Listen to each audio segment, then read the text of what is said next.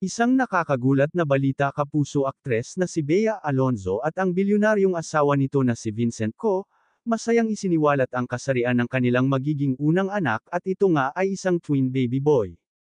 Masayang masaya naman si Bea at Vincent dahil sa wakas nga daw sa tinagal-tagal nga daw ng paghihintay nila ay nagbunga na ang kanilang pagmamahalan.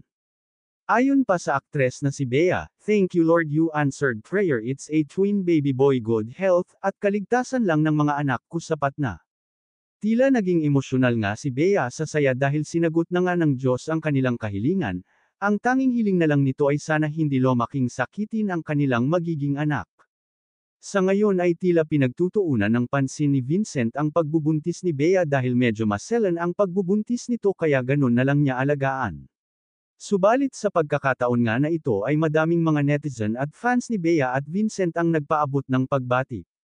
Ayon pa sa mga ito ay sobrang swerte nga ni Bea para kay Vincent dahil alam daw ng lahat na si Vincent ay loyal at sobrang dedicated sa trabaho at hindi nito pababayaan si Bea mamahalin nito at aalagaan.